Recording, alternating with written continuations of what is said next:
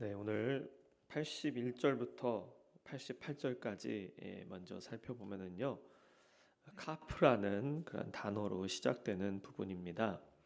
카프라는 것이 말발굽처럼 이렇게 생겼습니다. 여러분 보시기에 이런 모양이고요.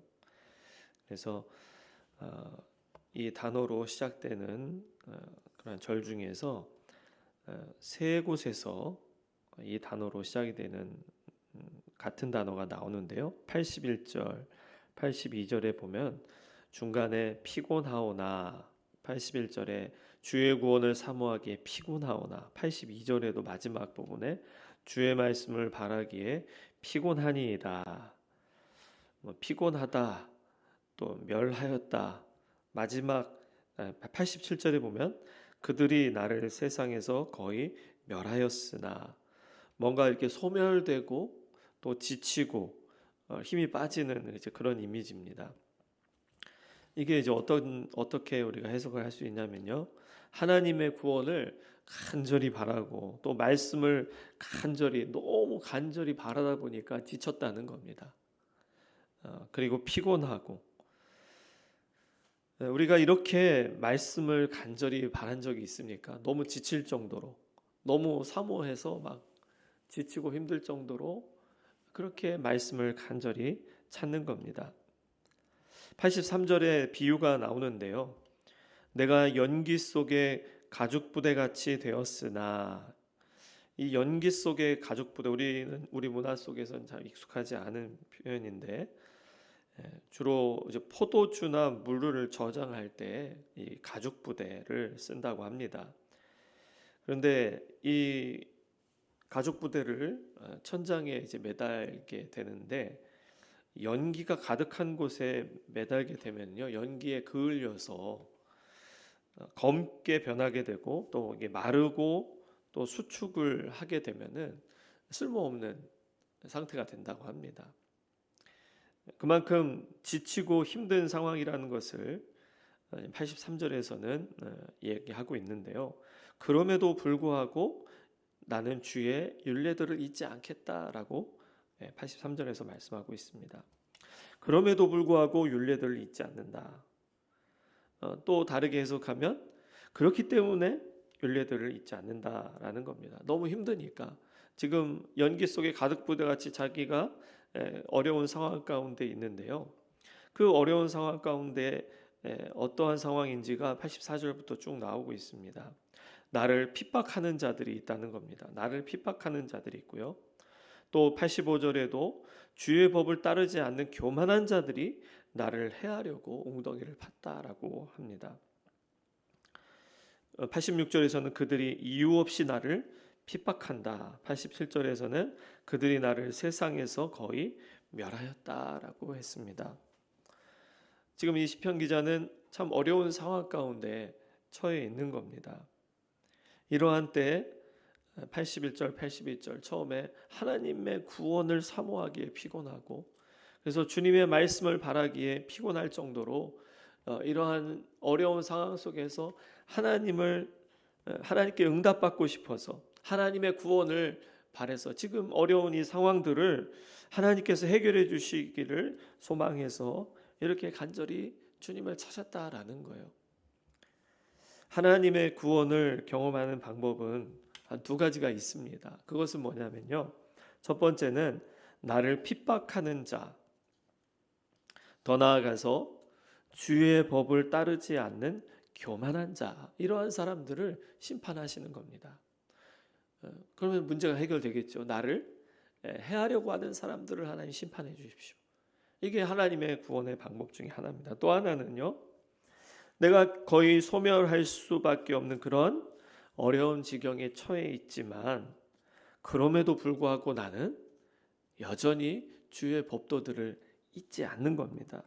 그게 바로 구원 아니겠습니까? 내가 상황에 동요되는 게 아니라 그런 상황 속에서도 나는 하나님의 말씀을 바라는 삶을 살겠습니다. 그래서 87절에서는 나는 주의 법도들을 버리지 아니하였다라고 했고요.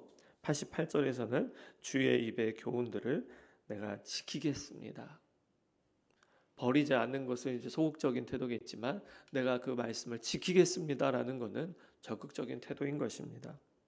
그래서 저는 81절부터 88절까지는 이렇게 정리를 하고 싶습니다. 말씀을 통해 죄인들을 심판하시고 의인들을 구원하신다. 하나님의 말씀을 통해 하나님의 그 말씀이 심판의 잣대가 되는 거죠. 기준이 되는 겁니다. 다른 것이 기준이 아닙니다. 강한 자들이 기준이 아닙니다. 힘 있는 자들, 돈 많은 자들이 기준이 아니라 하나님의 말씀이 기준이 되어서 죄인들을 하나님은 심판하실 것입니다. 그러나 하나님의 말씀을 바라는 사모하는 자들을 구원해 주실 것을 믿습니다. 또 89절부터 96절까지는요. 라메드라는 단어로 시작이 됩니다. 영어의 L과 같은 단어고요. 약간 이제 꼬부라져 있습니다. 이렇게 의자처럼 이렇게 되어 있는데 이 단어는 소를 모는 막대 모양 이렇게 이것으로 형상화되어 있다고 합니다. 의미는요. 소를 모는 거니까 전진하게 하는 역동성을 주는 그리고 휴식 끝내고 일하게 하도록 하는 그런 의미가 있다는 거예요. 소를 모는 막대 모양이기 때문에 마치 이제 채찍질하는 것처럼 뭔가 전진하게 하는 의미가 있다는 겁니다. 그런데 그 말씀이 어떻게 우리를 전진하게 하고 어떻게 우리로 하여금 쉬고 있는 상태에서 일하도록 하게 할 것인가? 오늘 본문에서는요. 시간적인 표현들이 앞부분에 쭉 나오고 있습니다. 89절에서는 여호와여 주의 말씀은 영원히 하늘에 굳게 섰다. 90절에서는요. 주의 성실하심은 대대에 이르리로다. 여기서 영원히 대대에 이르나이다의 이 단어가 이 글자가 쓰였습니다. 또 91절에서는요. 규례들대로 오늘까지 있다라고 했습니다. 이렇게 93절에도 영원히 있지 않겠다. 하나님의 말씀은 영원하다라는 것을 우리는 묵상할 수가 있습니다. 하나님의 말씀은 시간적으로 끝이 없고요. 그리고 대대에 이른다라는 표현은 역사적으로도 하나님의 말씀은 진리라는 것이고 91절에 오늘까지 천지가 주의 규례들대로 오늘까지 있다라는 것은요. 오늘도 하나님의 말씀은 변함없이 우리에게 진리가 된다라는 것으로 해석할 수가 있습니다. 이렇게 주님의 말씀이 영원 전부터 영원까지 그리고 역사 속에서 또 오늘의 현실까지 하나님의 말씀이 우리에게 주어졌는데요. 그 말씀을 92절에서 주의 법이 나의 즐거움이 되지 아니하였다면 내가 내 고난 중에 멸망하였으리라고 했습니다. 그러니까 주님의 법이 즐거움이 되었기 때문에 나는 고난을 견뎌냈다라는 겁니다. 여러분, 하나님의 말씀이 왜 즐겁겠습니까? 왜 즐겁겠어요? 내가 힘든 고난 속에서 견딜 힘을 주고 지혜를 주기 때문에 그리고 그 말씀이 진리이기 때문에 진리 안에서 자유함을 누릴 수 있게 해주기 때문입니다. 주님의 법의 범위를 96절에서 이렇게 고백을 했습니다. 내가 보니 모든 완전한 것이 다 끝이 있어도 주의 계명들은 심히 넓으나이다 라고 했습니다. 주님의 계명들이 훨씬 더 넓다는 거예요. 이 세상에 그 모든 완전한 것이 다 결국은 끝이 있습니다. 한계가 있다는 거지요. 그렇지만 하나님의 말씀은 더 넓다는 겁니다. 모든 것을 다 포괄하고 더 넓게 하나님의 말씀 안에서 모든 것들을 품을 수 있다라는 겁니다.